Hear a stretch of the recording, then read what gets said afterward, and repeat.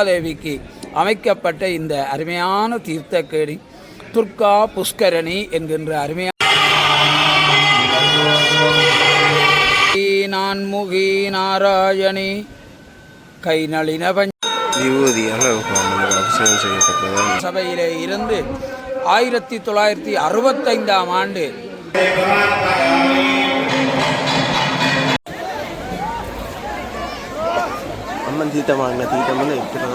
சிவத்தமிழ் செல்வி ரங்கம்மா அப்பா குட்டி அவர்கள் தலைவராக நிர்வாக சபையிலே தெரிவு வணக்கம் ரோலே. இன்றைக்கு ஹெல்லிப்பள்ள துக்கம்மனுடைய வருடாந்த மகோத்சவத்தை முன்னிட்டு இன்றைய தினம் தீர்த்தோற்சவம். அந்த தீர்த்தோற்சவத்தை பலரையாக பதிவேற்ற போகிறேன். எல்லாருக்கும் வந்து அம்மன் லைக் மறக்காமல் சேனலுக்கு சப்ஸ்கிரைப் பண்ணுங்க, மறக்காமல் லைக்கை போடுங்க. இன்றைய தினம் தெல்லிப்பள்ள துக்கம்மனுடைய தீர்த்தோற்சவம், அதைத்தான் காணொலியாக பதிவேற்ற போகிறோம்.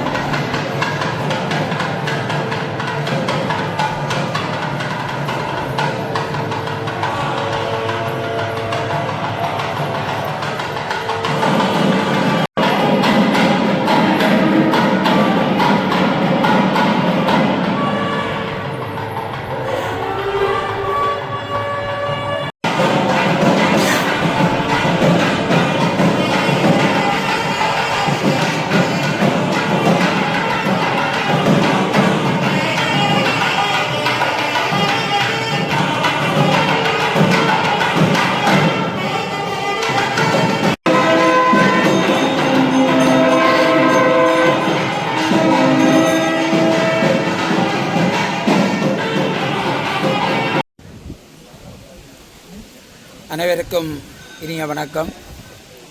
அன்னை துர்காதேவியினுடைய திருவருள் உங்கள் எல்லோருக்கும் பரிபூர்ணமாக கிடைக்க இந்த நேரத்திலே துர்காதேவியினுடைய பாதங்களை போற்றி பணிந்து பிரார்த்திக்கிறேன்.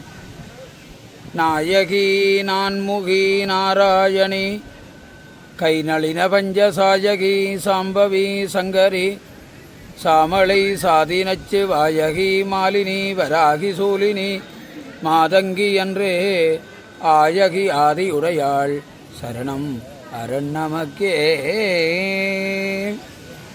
துர்காதேவியினுடைய திருப்பாதங்களை போற்றி பணிந்து ஆவணி மாதம் திருவோண நட்சத்திரம் தெல்லிப்பளை துர்காதேவி அம்பாளுடைய தீர்த்த திருவிழா. 27 நட்சத்திரங்களிலே 2 நட்சத்திரங்களுக்கு திரு என்கின்ற சிறப்பு அடைமொழி கொடுக்கப்பட்டிருக்கிறது. திருவென்றாலே தெய்வத்தன்மை பொருந்தியது என்பதை எல்லாரும் அறிந்து கொள்வீர்கள். அதேபோல திருவாதிரை நட்சத்திரமும் திருவோண நட்சத்திரமும் தனித்துவமானது. திருவாதிரை மார்கழியிலே மகிமை வாய்ந்தது போல திருவோண நட்சத்திரம் ஆவணி மாதத்திலே சிறப்பானது.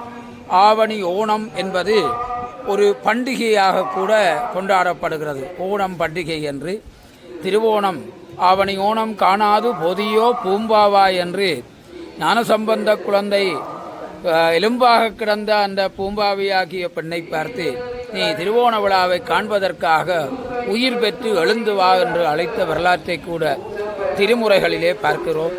அவ்வளவு தூரம் சைவத்தமிழ் மக்களுக்கு ஒரு சிறப்பான நாள். அந்தன சிவாச்சாரியார்கள் உபாகர்மம் செய்து கொள்ளுகின்ற நாளும் இந்த ஆவணி மாதத்து திருவோண நட்சத்திரம். அன்னை சிவத்தமிழ் செல்வி தங்கம்மா அப்பாக்குட்டி அவர்கள் சைவ புலவர். சைவத்தையும் சைவ சித்தாந்தத்தையும் திருமுறைகளையும் ஆழமாக கற்றுத் தேறியவர். தன்னுடைய வாழ்க்கையிலே வாழ்வும் வாக்கும் ஒன்றாக வாழ்ந்தவர். அம்பாளுடைய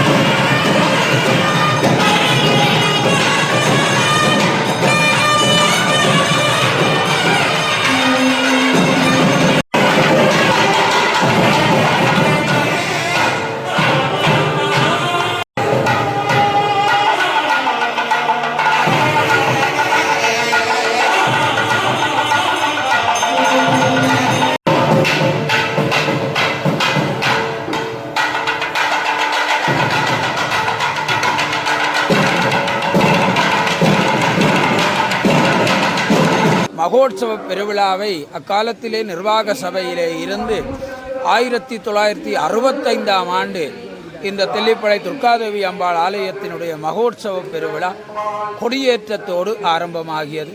அக்காலத்திலே மாவைக்கந்தன் ஆலயத்தினுடைய சிவாச்சாரியார்களே இங்கே சிவாச்சாரிய பணியை மேற்கொண்டிருந்தமையும் இங்கே குறிப்பிடத்தக்கது.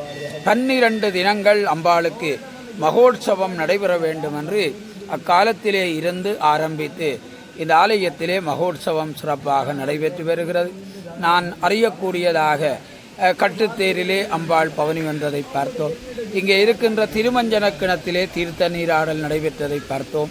ஆனால் ஆலயம் 1980களுக்கு பிற்பாடு சிவத்தமிழ் செல்வி தங்கம்மா அப்பாக்குட்டி அவர்கள் தலைவராக நிர்வாக சபையிலே தெரிவு செய்யப்பட்டதன் பிற்பாடு மிக பெரு வளர்ச்சி கண்டதையும் நாங்கள் பார்க்கிறோம். அதனாலே இங்கே புதிய சித்திர தேர் வடிவமைக்கப்பட்டது மட்டுமல்ல, காலப்போக்கிலே அருமையான ஒரு தீர்த்தக்கேணி கூட இங்கே அமைக்கப்பட்டது. அகக்கண்ணினாலே அக்காலத்தினுடைய தோற்றத்தை ஒரு கணம் எண்ணி பார்க்கிறேன். இங்கே திருமுறை மண்டபம் மிக முக்கியமானது. ஆலயத்தினுடைய தென் கிழக்கு மூலையில் அமைந்த திருமுறை மண்டபத்திலே வருடம் முழுவதும் பன்னீர் திருமுறை முற்றோதல் செய்து திருமுறைக்கு பெருவிழா, நாயன்மார்களுக்கு குருபூசை விழாவுகளை செய்தார்கள். இந்த திருமுறைகளை படித்து அதனாலே பயன் பெற்றவர்களும் பலர். இந்த ஆலயம் வளர்ந்ததும் மிகச் சிறப்பு என்பதை நான் சொல்ல வேண்டும். அப்படியான இந்த தீர்த்த திருவிழா இன்றைக்கு ஆவணி மாதத்து திருவோண நட்சத்திரத்திலே சிறப்பாக நடைபெற்று கொள்ளுகிறது. மணிவாசகப் பெருமான் சொல்லுவார், ஆர்த்த புறவி துயர்கட நாம் ஆர்த்தாடும் தீர்த்தம் என்று. இந்த தீர்த்தம் என்பது நாம் எல்லோரும் எங்களுடைய ஒரு கூற்றாக தற்கூற்றாக சொல்லிக் கொள்ளுகின்ற ஒரு வாக்கியம்.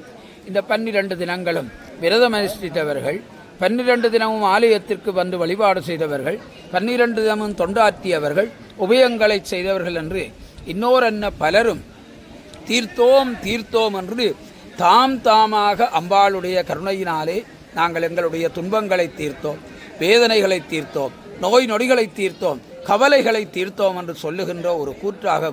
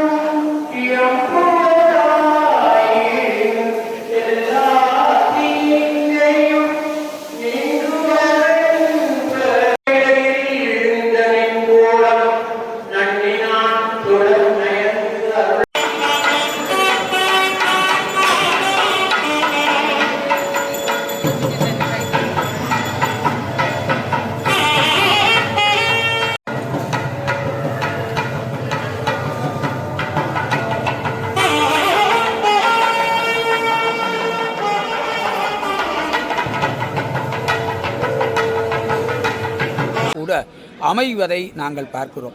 அப்படியான அந்த தீர்த்தம் இறைவனே சிவனே தீர்த்தனாக இருக்கிறான். தீர்த்தன் தில்லை சிற்றம்பலத்திலே இருக்கிறான் என்று திருவாசகன் நமக்கு வழிகாட்டும். அன்னை துர்காதேவிக்கு அமைக்கப்பட்ட இந்த அருமையான தீர்த்தக்கேணி துர்கா புஷ்கரணி என்கின்ற அருமையான ஒரு நாமத்தை கொண்டு அமைந்திருக்கிறது. உண்மையிலே சைவத்தமிழ் மக்கள் ஒவ்வொரு நாளும் காலையிலே எழுந்து நீராடுகிறார்கள் என்றால் வெறுமனையே உடல் அழுக்கை மட்டும் போக்கவில்லை.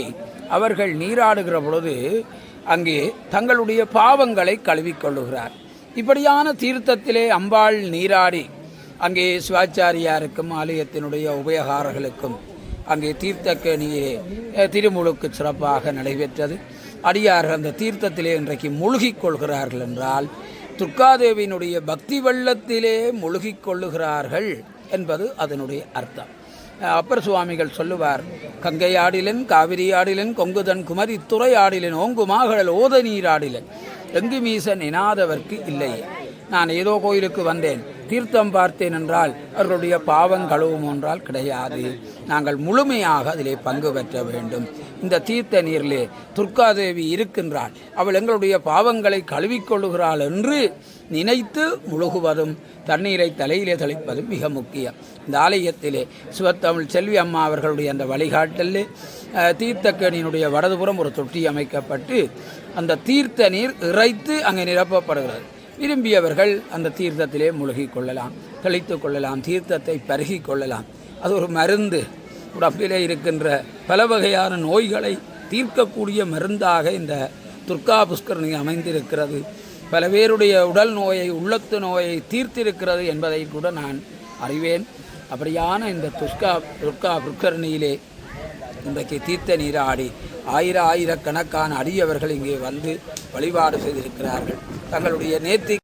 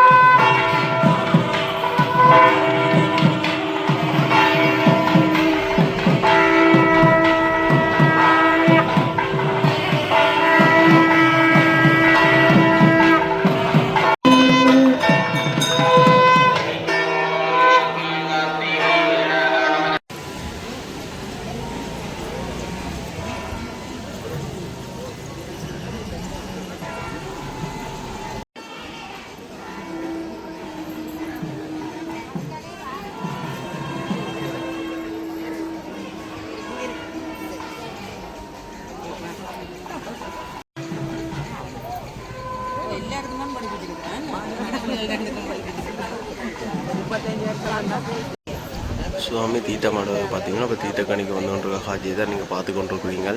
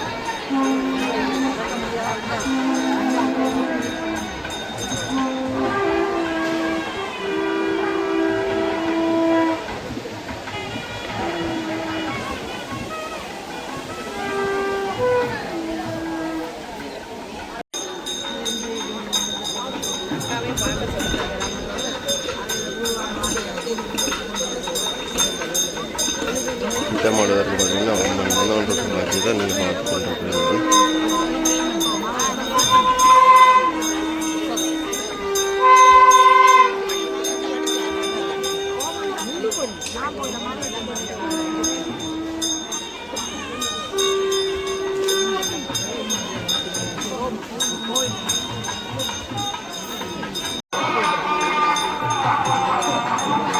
பூசைகள் நடக்கிறது தான் இப்போ நீங்கள் பார்த்து கொண்டிருக்கீங்க.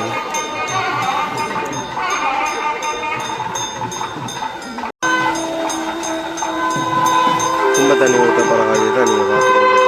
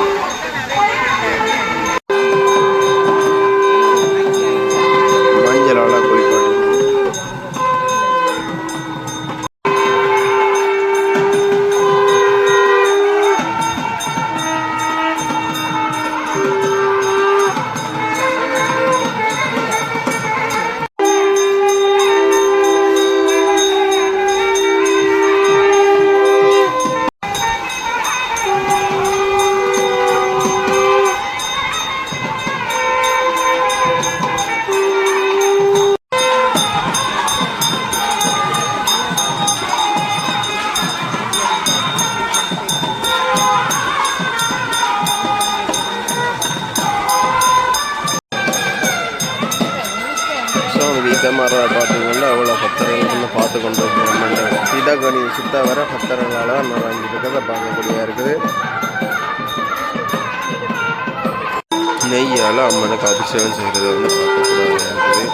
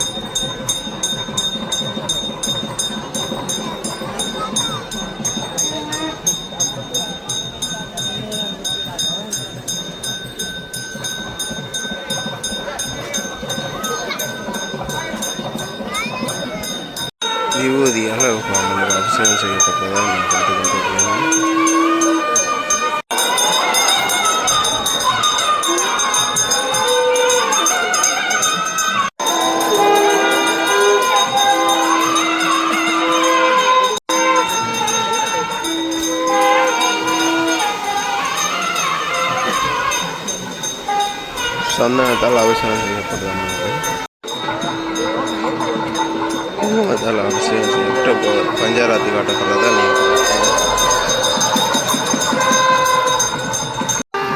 அம்மனுக்கு இப்போ பிரதான கும்பம் இப்போ ஊற்ற போயினோம்.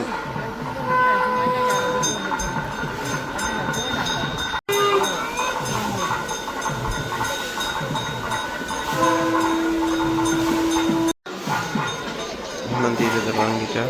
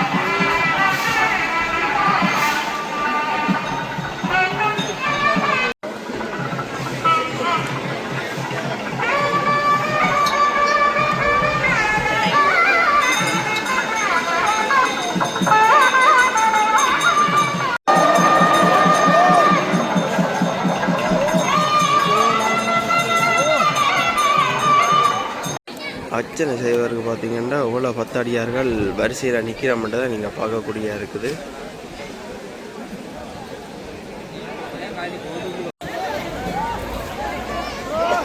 அம்மன் தீர்த்தமான தீர்த்தம்னு எப்படி தான் பார்த்தேன்.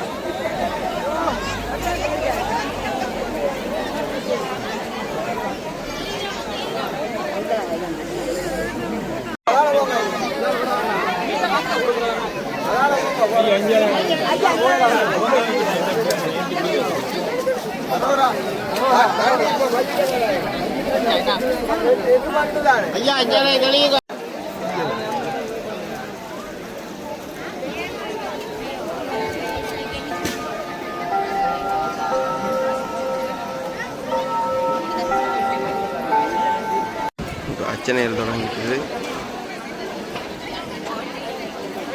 கடன்களை நிறைவேற்றி இருக்கிறார்கள். துர்க்கை என்று அம்பாளுக்கு ஒரு பெயர் இருக்கிறது என்றால் அவள் அடியாருடைய துக்கத்தை போக்குவள், துக்க நிவாரணியாக இருக்கிறாள். ஆகவே எங்களுடைய வாழ்க்கையிலே இருக்கின்ற துக்கம், துன்பம், துயரம், வேதனைகளை நீக்கி நாங்கள் மனமகிழ்வோடு வாழ்வதற்கு துர்காதேவியினுடைய திருவருள் நமக்கு முக்கியம். இந்த தீர்த்த நன்னாள் மிக முக்கியமானது. உண்மையிலே ஆவணி ஓணத்திலே தீர்த்தோற்சவம் நடைபெறுகிற ஆலயங்கள் மிக குறைவு. அது ஒரு மகிமை வாய்ந்தது என்பதை சைவப்புலவர் அன்னை கலாநிதி சிவத்தமிழ் செல்வி தங்கம்மாபாக்குடி அவர்கள் அறிந்து இங்கே வைத்திருப்பது ஒரு தனித்துவமானது, சிறப்புக்குரியது. அப்படியான அந்த துர்கா புஷ்கரணியிலே நீங்கள் நீராடுகிறது என்பது இந்த ஆவணி ஓணத்திலே தான் முடியும். ஆனாலும் ஒவ்வொரு மாதம் தமிழ் மாத புறப் ஆடி மாதம் 1ஆம் தேதி, ஆவணி மாதம் 1ஆம் தேதி, ஐப்பசி மாதம் 1ஆம் தேதி தமிழ் மாதப்புறப்பன்று இங்கே தீர்த்தம் நடைபெறும். மாதப்புறப்பு சங்கிராந்தி தீர்த்தம். அன்றைய நாட்களிலே நீங்கள் வந்தால் கூட அங்கே கீழே இறங்கி அந்த தீர்த்தத்திலே நீங்கள் தீர்த்த விழாவை பார்த்து தீர்த்தம் பருகலாம். அதை அள்ளிக்கொண்டு வந்து நீங்கள் நீராடி கூட உங்களுடைய பாவங்களை போக்கிக் கொள்ளலாம். அப்படியான தீர்த்த திருவிழாவிலே கலந்து கொண்டிருக்கின்ற அடியார்கள் மட்டுமல்ல, எங்கெங்கெல்லாம் வாழ்கின்ற உங்களைப் போன்றவர்களுக்கெல்லாம் அன்னை துர்காதேவியினுடைய மேலான திருவருள் பரிபூர்ணமாக கிடைக்க வேண்டும் என்று இந்த நேரத்திலே பிரார்த்தித்து உங்களிடமிருந்து விடைபெற்றுக் கொள்ளவர் சைவப்புலவர், சைவ சித்தாந்த சுடர், சைவ சித்தாந்த பண்டிதர் சே கந்த சத்யதாசன் அவர்கள். துர்கா சரணம் சரணம் தாயே, தேவி சரணம் சரணம் தாயே, அம்மா சரணம் சரணம் தாயே, ஆத்தாள் சரணம் சரணம் தாயே, ஆத்தாள் சரணம் சரணம் தாயே.